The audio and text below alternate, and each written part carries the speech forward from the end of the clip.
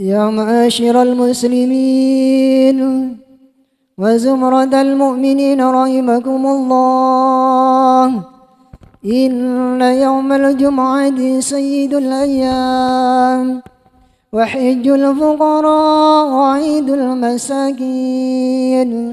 الخطبتان فيها مقام ركعتين من الفرض، فإذا صعد الخطيب على المنبر فلا يتكلمن أحدكم، ومن يتكلم فقد لغى، ومن لغى فلا جمعة له.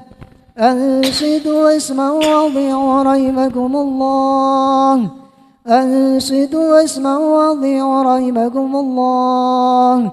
أنصتوا واسمعوا وأطيعوا جميعا رحمكم الله لعلكم ترحمون.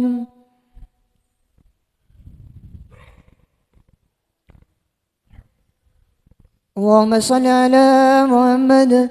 اللهم صل على سيدنا محمد. اللهم صل على سيدنا ومولانا محمد. الحمد لله رب العالمين. اللهم قوي الإسلام والإيمان من المسلمين والمسلمات والمؤمنين والمؤمنات، وانشرهم على المعاندين. رب ادم لنا منك بالخير، ويا خير الناصرين برحمتك يا أرحم الراحمين.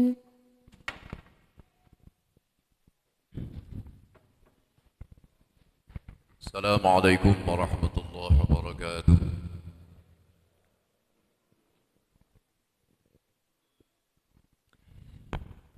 الله أكبر الله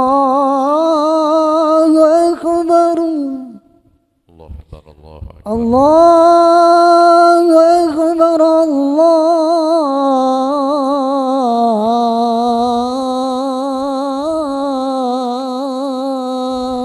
أكبر. الله أكبر الله أكبر. أشهد أن لا إله إلا الله.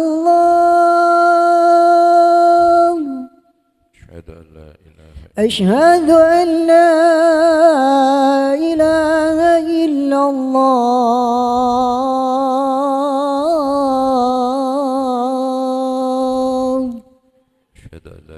أشهد أن محمدا رسول الله.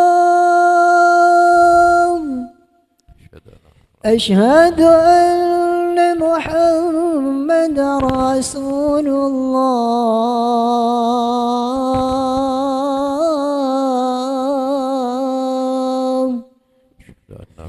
حي على الصلاة.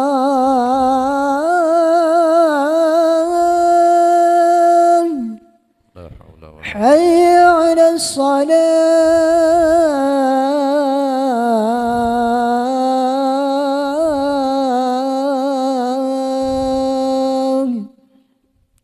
حي على الفلاح.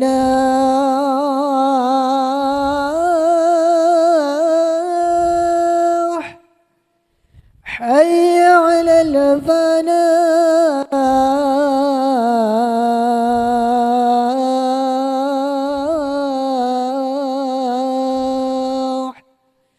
الله أكبر الله أكبر. لا إله إلا الله.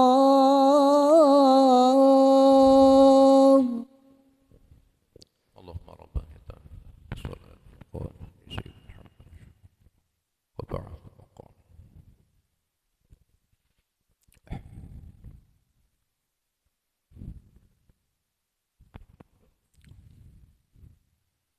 الحمد لله. الحمد لله الذي أنزل السكينة في قلوب المؤمنين.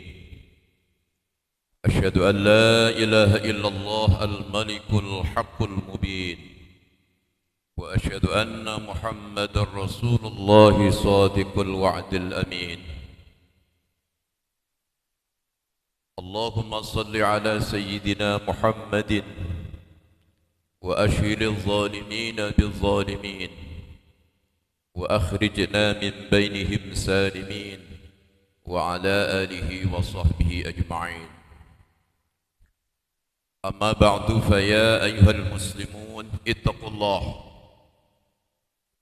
الله ما استطعتم فقد فاز المتقون. أعوذ بالله من الشيطان الرجيم. بسم الله الرحمن الرحيم. يا أيها الذين آمنوا اتقوا الله وقولوا قولا سديدا يصلح لكم أعمالكم ويغفر لكم ذنوبكم ومن يطع الله ورسوله فقد فاز فوزا عظيما. صدق الله العظيم. Ma'asyiral hadirin yang dimuliakan Allah, kita berkewajiban untuk meningkatkan kualitas iman dan takwa kita kepada Allah Subhanahu wa taala. Takwa yang membentuk pribadi-pribadi muslim yang senantiasa merasa dilihat oleh Allah, yang merasa dimanapun kita akan dilihat oleh yang serba maha. Lewat sisi kanan kita ada malaikat raqib, sisi kiri kita ada malaikat atid. Oleh karena itu, semampang hari ini kita masih diberi nikmat oleh Allah, utamanya nikmat sihat dan nikmat sempat. Mari kita berniat duduk bersimpuh di rumah Allah yang kita cintai ini dalam rangka meningkatkan kualitas iman dan takwa itu. Takwa yang memberikan keselamatan baik di dunia, lebih-lebih nanti di akhirat. Amin ya rabbal alamin. Pada tahun yang lalu di mimbar ini saya menyampaikan pengertian takwa menurut Ubay bin Ka'ab. Hari ini saya ingin menyampaikan siapakah orang yang bertakwa itu menurut Ali bin Abi Thalib karramallahu wajhah. Sudah barang tentu kalau yang mendefinisikan adalah babul ilmi, pintunya ilmu, maka sudah barang tentu apa yang disampaikan lewat mimbar ini betul-betul kalau kita ada pada salah satunya, kita termasuk orang-orang yang muttaqin. Rasulullah pernah mengatakan, ana madinatul ilmi wa aliyu babuha. Aku adalah gudangnya ilmu, sedangkan Ali adalah pintunya. Maka Rasulullah mengambil menantu, dia sembarang menantu orang-orang yang betul-betul ahli ilmu. Apa definisi takwa? Apa kriteria orang yang muttaqin menurut Ali bin Abi Thalib? Yang pertama, orang yang bertakwa itu mempunyai ciri al-khawfu bil jalil. Dia selalu takut kepada yang serba maha, yaitu Allah Subhanahu wa taala. Alladzi khalaqal mauta wal hayata liyabluwakum ayyukum ahsanu amala. Yaitu zat atau Allah yang menciptakan mati, yang menciptakan hidup. Apa tujuannya? Untuk menguji kita, siapa yang paling berkualitas amalnya, siapa yang terbaik. Oleh karena itu, lewat mimbar yang baik ini, saya berpesan kepada saya pribadi dan kita semua, mudah-mudahan sifat itu ada pada diri kita. Selalu al-khawfu bil jalil, takut kepada yang serba maha, yaitu Allah Subhanahu wa taala. Kalau hari ini banyak orang yang meninggalkan nilai takwanya di masjid, di majelis taklim, sekembali dari masjid kembali lagi jauh dan jauh dari Allah Subhanahu wa taala. Makanya pelanggaran hukum terjadi di mana-mana karena tidak merasa al-khawfu bil jalil. Yang kedua, wal imanu bitanzil. Orang yang bertakwa itu mengimani Al-Quran. Nama lain dari Al-Quran adalah At-Tanzil. Di samping banyak nama-nama Al-Quran, ada Al-Furqan, ada Al-Huda, ada As-Suhuf, dan banyak lagi. Bagaimana Al-Quran kita jadikan imam di dalam kehidupan kita sehari-hari? Karena Al-Quran adalah kurikulum kehidupan.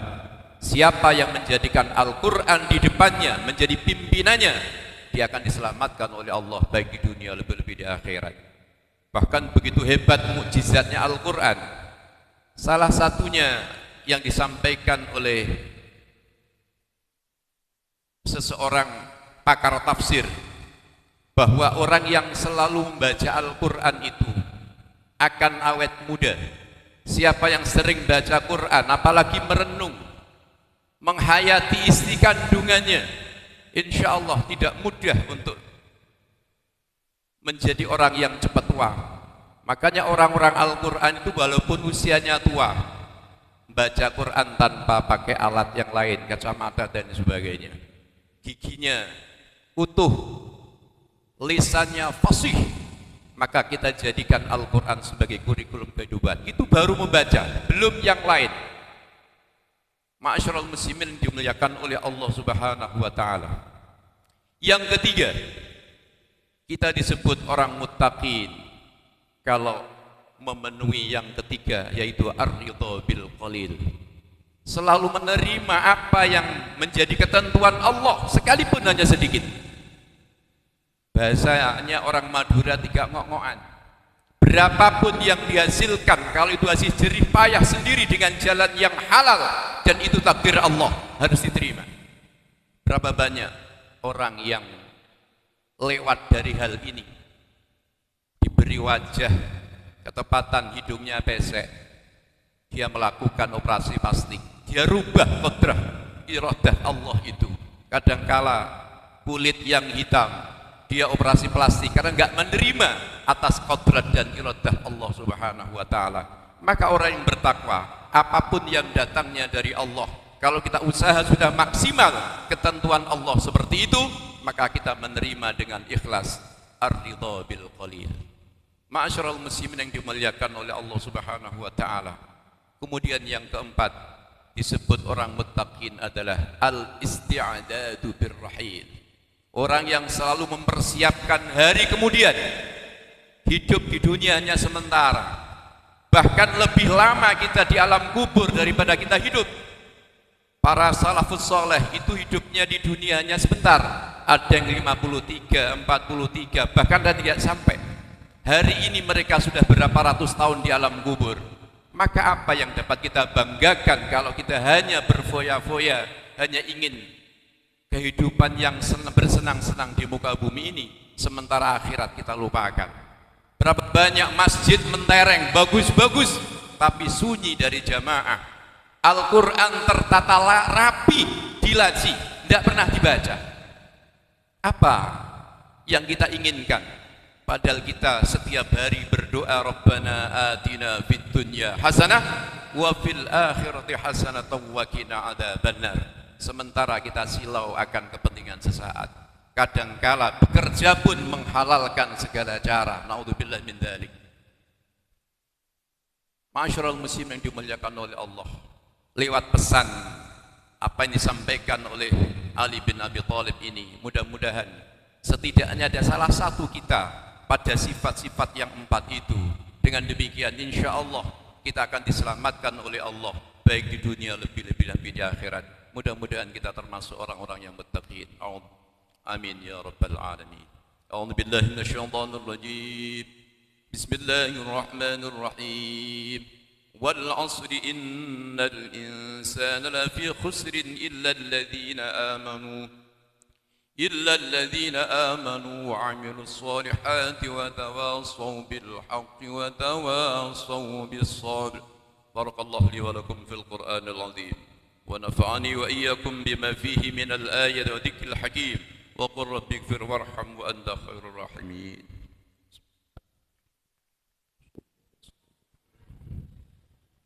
اللهم صل على سيدنا وحبيبنا وشفيعنا ومولانا محمد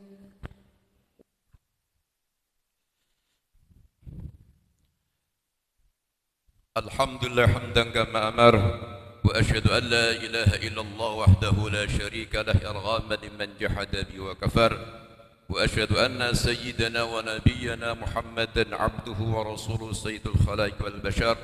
اللهم صل وسلم على سيدنا محمد وسلم تسليما كثيرا.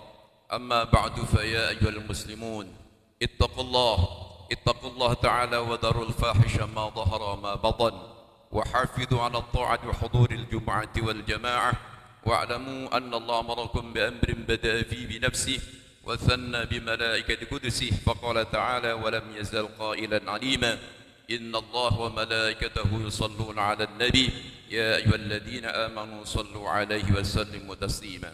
اللهم صل على سيدنا محمد وعلى آل سيدنا محمد كما صليت على سيدنا إبراهيم وعلى آل سيدنا إبراهيم في العالمين إنك حميد مجيد.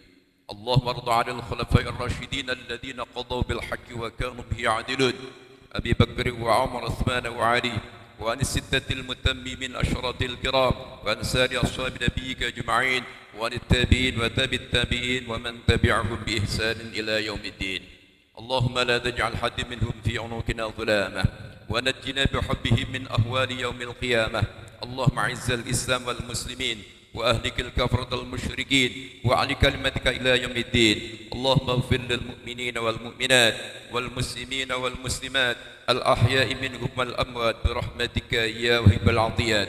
اللهم ادفع عنا الغلاء والوباء والربا والزنا والزلازل وسوء الفتن ما ظهر منها وما بطن عن بلد إندونيسيا هذا خاصة، وعن سائر بلاد المسلمين عامة يا رب العالمين.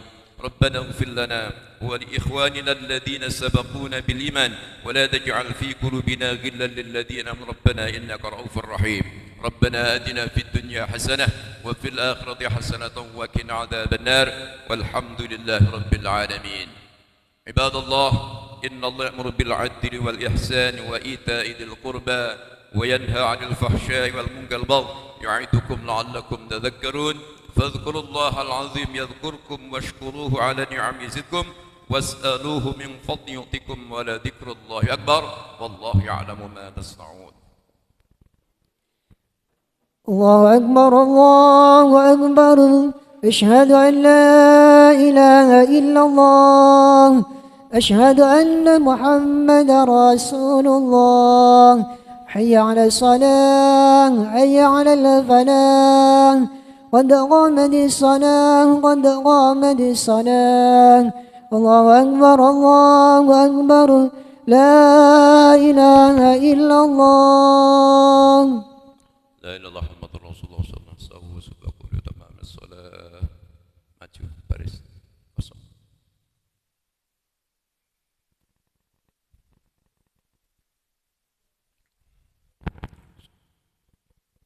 صلي فضل. الله أكبر.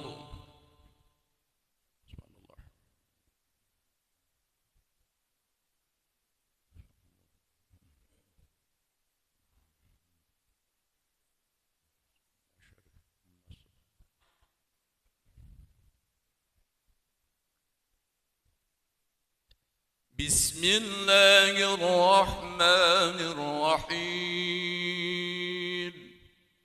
الحمد لله رب العالمين، الرحمن الرحيم، مالك يوم الدين. إياك نعبد وإياك نستعين، اهدنا الصراط المستقيم، صراط الذين أنعمت عليهم غير المغضوب عليهم ولا الضالين.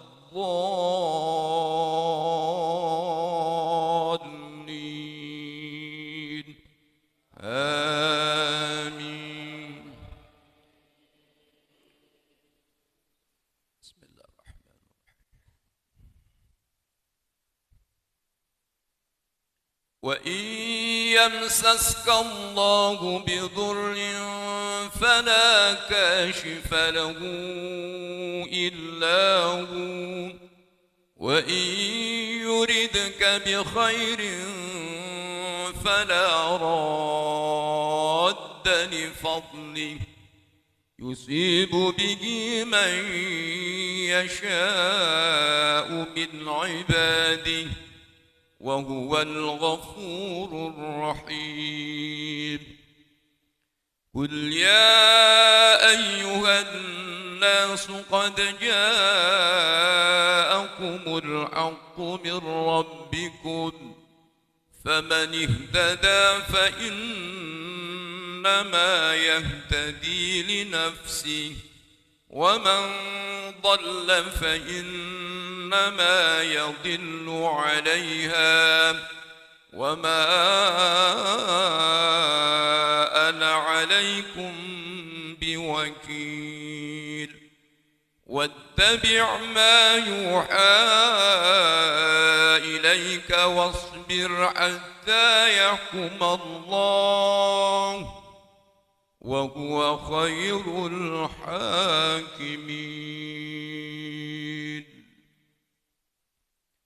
الله أكبر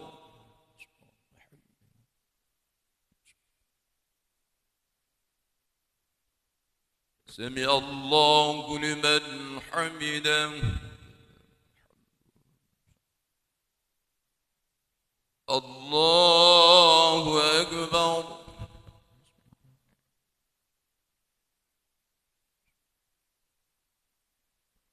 الله أكبر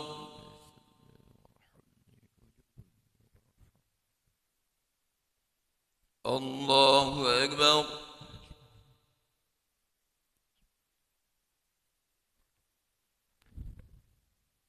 الله أكبر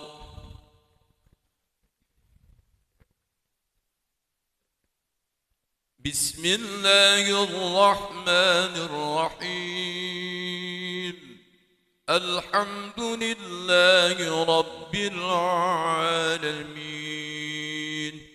الرحمن الرحيم مالك يوم الدين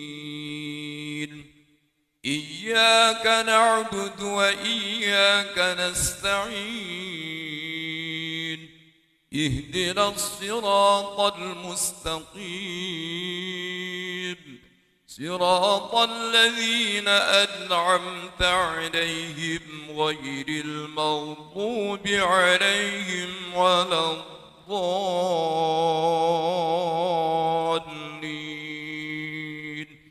آمين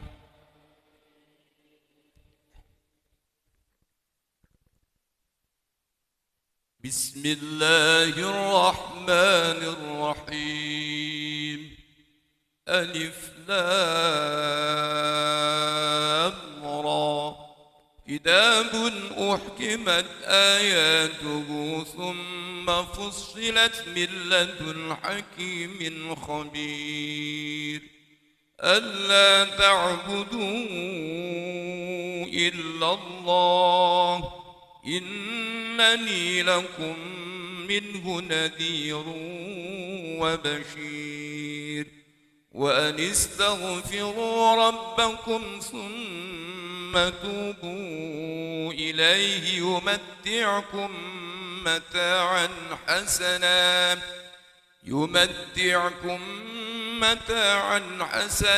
إلى أجل مسمى ويؤت كل ذي فضل فضله وإن تولوا فإني أخاف عليكم عذاب يوم كبير إلى الله مرجعكم وهو على كل شيء قدير الله أكبر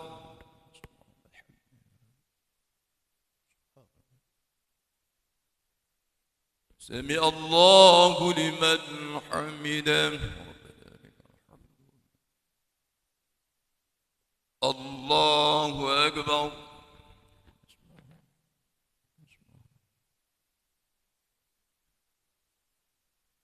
الله أكبر.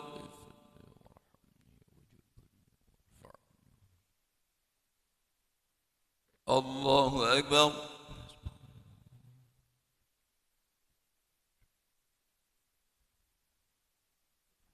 الله أكبر. السلام.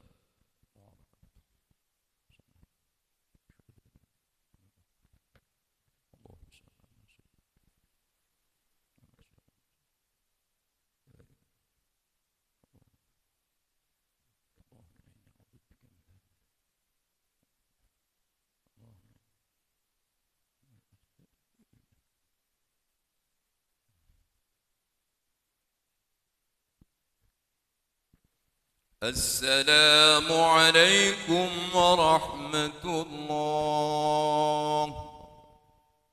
السلام عليكم ورحمة الله.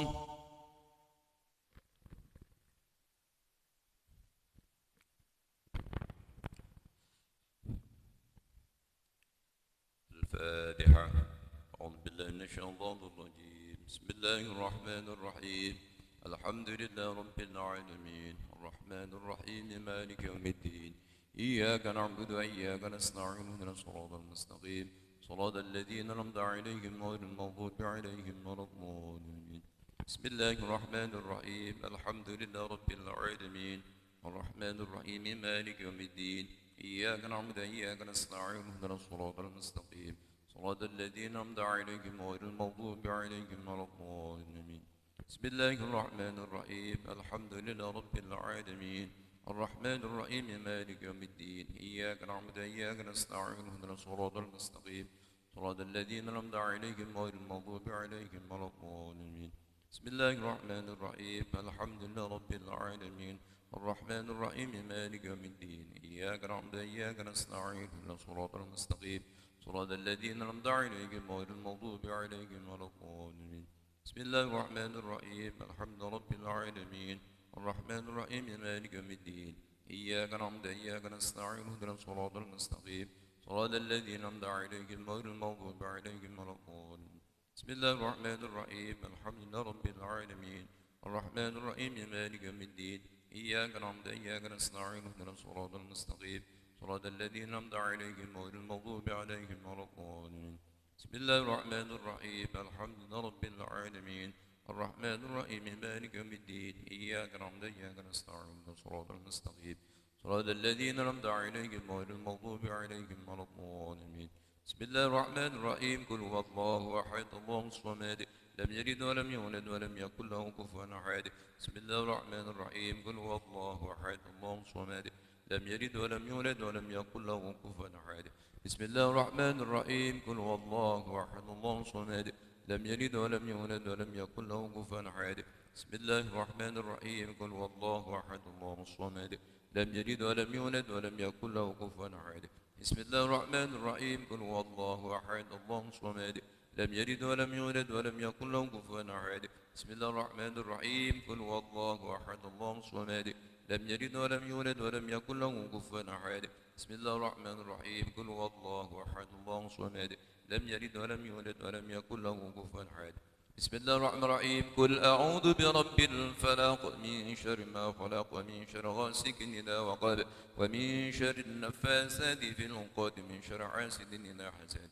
بسم الله الرحمن الرحيم. قل أعوذ برب الفلق من شر ما خلق ومن شر غاسق إذا وقب ومن شر النفاثات في العقد من شر حاسد إذا حسد.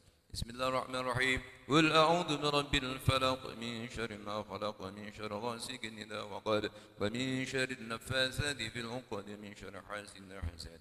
بسم الله الرحمن الرحيم. قل أعوذ برب الفلق من شر ما خلق ومن شر غاسق إذا وقب ومن شر النفاثات في العقد من شر حاسد إذا حسد بسم الله الرحمن الرحيم قل أعوذ برب الفلق من شر ما خلق ومن شر غاسق إذا وقب ومن شر النفاثات في العقد من شر حاسد إذا حسد بسم الله الرحمن الرحيم قل أعوذ برب الفلق من شر ما خلق ومن شر غاسق إذا وقب ومن شر النفاثات في العقد من شر حاسد إذا حسد بسم الله الرحمن الرحيم قل أعوذ برب الفلق من شر ما خلق ومن شر غاسق إذا وقب ومن شر النفاثات في العقد ومن شر حاسد إذا حسد بسم الله الرحمن الرحيم قل أعوذ برب الناس ملك الناس إله الناس من شر الوسواس الخناس الذي يوسوس في صدور الناس من الجنة والناس بسم الله الرحمن الرحيم قل أعوذ برب الناس ملك الناس إله الناس من شر الوسواس الخناس الذي يوسوس في صدور الناس من الجنة والناس بسم الله الرحمن الرحيم قل أعوذ برب الناس ملك الناس إله الناس من شر الوسواس الخناس الذي يوسوس في صدور الناس من الجنة والناس بسم الله الرحمن الرحيم قل أعوذ برب الناس ملك الناس إله الناس من شر الوسواس الخناس الذي يوسوس في صدور الناس من الجنة والناس بسم الله الرحمن الرحيم قل أعوذ برب الناس ملك الناس إله الناس من شر الوسواس الخناس الذي يوسوس في صدور الناس من الجنة والناس بسم الله الرحمن الرحيم قل أعوذ برب الناس ملك الناس إله الناس من شر الوسواس الخناس الذي يوسوس في صدور الناس من الجنة والناس بسم الله الرحمن الرحيم قل أعوذ برب الناس ملك الناس إله الناس من شر الوسواس الخناس الذي يوسوس في صدور الناس من الجنة والناس صدق الله العظيم بسم الله الرحمن الرحيم رب العالمين حمد الشاكرين حمد الناعمين حمدا يوافي نعمه ويكافئ مزيده يا ربنا لك الحمد ولك الملك ولك الشكر كما بسلطانك اللهم صل على سيدنا محمد صلاة تبلغنا بها كل المقصود يا جواد يا معبود يا رحيم يا ودي الرحمة الرحيم اللهم صل على نور الأنوار وسر الأسرار وتربية الأغيار ومفتاح باب اليسار سيدنا محمد المختار وآله الأطهار وصحبه الأخيار عدد نعم الله وأفضاله اللهم اغفر لنا ولوالدينا وارحمهم كما ربونا صغارا اللهم اجعلنا وأهلنا وأولادنا وذرياتنا وجماعتنا وأهل قريتنا من الذين يستمعون القول فاتبعون أحسنه أولئك الذين هداهم الله وأولئك هم أولو الألباب اللهم طول أعمارنا وحصن أخلاقنا وقوي إيماننا وصحح أجسادنا ونور قلوبنا وبيض وجوهنا ووسع أرزاقنا واقض حوائجنا حوائج الآخرة اللهم ارزقنا حسن الختام والموت على الإيمان وادخل في دار السلام ربنا اغفر لنا ولإخواننا الذين سبقونا بالإيمان ولا تجعل في قلوبنا غلا للذين ربنا إنك رؤوف رحيم ربنا آتنا في الدنيا حسنة وفي الآخرة حسنة وقنا عذاب النار وادخلنا الجنة مع الأبرار يا عزيز يا غفار يا رب العالمين وصلى الله على سيدنا محمد وعلى آله وصحبه أجمعين سبحان ربك رب العزة عما يصفون وسلام على المرسلين والحمد لله رب العالمين الفاتحة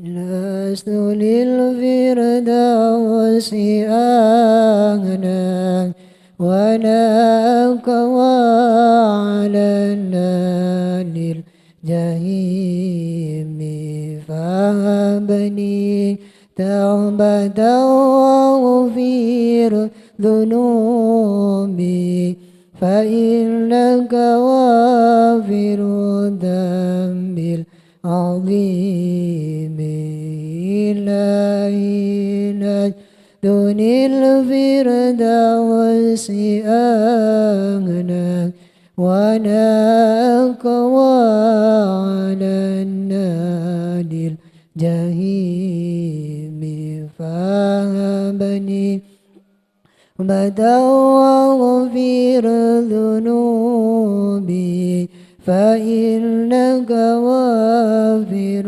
الذنب العظيم إلهي دني الفردوس أهلا ولك وعلى النار الجحيم فهبني توبة واغفر ذنوبي فإنك غافر